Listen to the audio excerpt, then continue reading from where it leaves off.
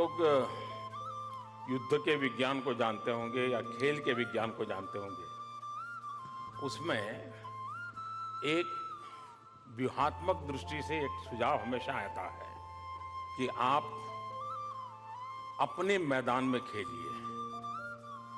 अगर आप सामने वाले के मैदान में जाते हो खेलने के लिए तो आप बहुत बड़ा रिस्क ले लेते हो।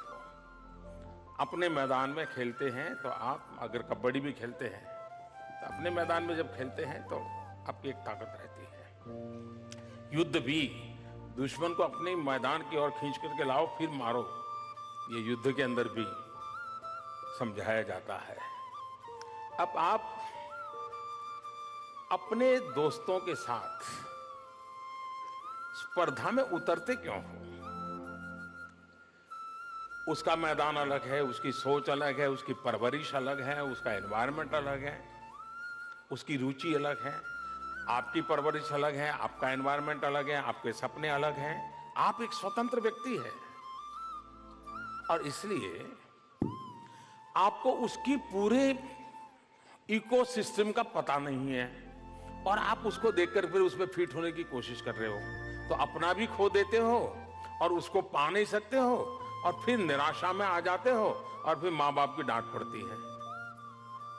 और इसलिए पहले तय करो कि आपके भीतर क्या चीज है, आप किस चीज में समर्थ हो, अपने आप को जानने की कोशिश करो। और इसमें आपके दोस्त मदद कर सकते हैं, आप चीजों को ऑब्जर्व करके कर सकते हो।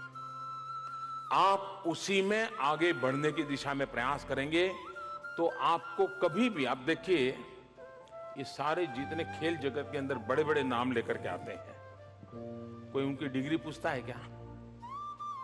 पूछता है क्या? कोई उसका साथी कहता है कि यार ये मेरे क्लास में पढ़ता था, बिल्कुल डब्बू था, बिल्कुल था। लेकिन अब वो डब्बू था लेकिन टेनिस खेलता था तो दुनिया में नाम कमा के ले आता था, क्योंकि उसने अपनी ताकत पहचानी, वो चल पड़ा। अपने मित्रों की ताकत थी पढ़ाई में, वो पीएचडी होंगे, साइंटिस्ट होंगे, वो उस दिशा में जाएंगे।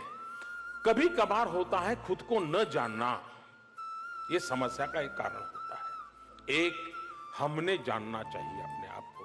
दूसरा, जब भी आप प्रतिस्पर्धा में उतरते हैं तो आपको एक तनाव महसूस करना पड़ता है।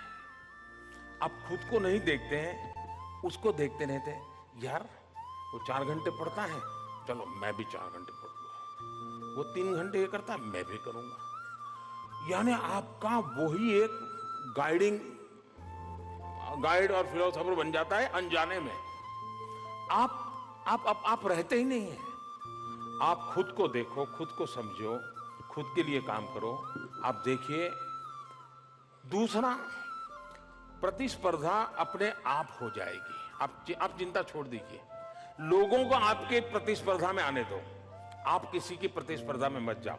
आपको अगर यह स्थिति पानी है कि लोग आपको स्पर्धा करने के लिए लालायित हो जाए, लोग आपको मॉडल मान करके प्रतिस्पर्धा के लिए उतर, मुझे बनना है तो ऐसा बनना है, मुझे करना है तो ऐसे करना है, वो कब होगा?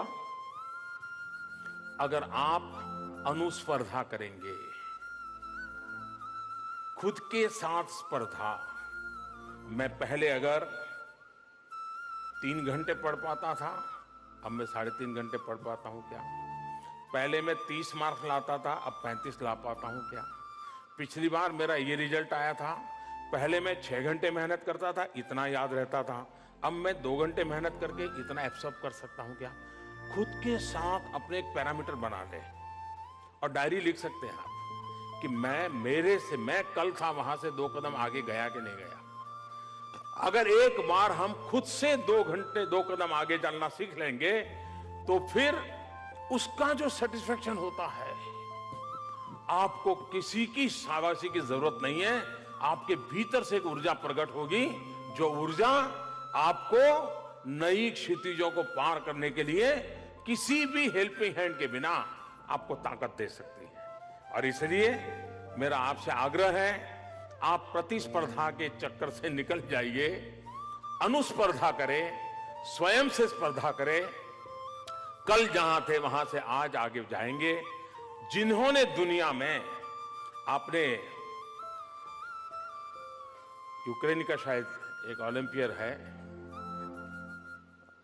मिस्टर बुका, शायद बुका, वो बांस कूद करता है? उसने अपने रिकॉर्ड खुद के 36 बार तोड़े, 36 बार। और हर बार वो जब गोल्ड मेडल लाता है तो गले में इतना वेट हो जाता है कि लोग देखते रह जाते हैं। वो औरों को देखता तो शायद वहीं अटक जाता, चलिए अब गोल्ड मेडल मिल गया, क्या है। नहीं, उसने तय किया ये रिकॉर्ड भी मैं तोड़ूंगा, मैं ये रिकॉर्ड भी तोड़ूंगा, मैं ये रिकॉर्ड भी तोड़ूंगा। हम अपने आप से अनुस्पर्धा करें। अगर हम अपने आप से अनुस्पर्धा करेंगे, आप अपने आप बहुत बड़ी ऊंचाइयों को प्राप्त कर सकते हैं।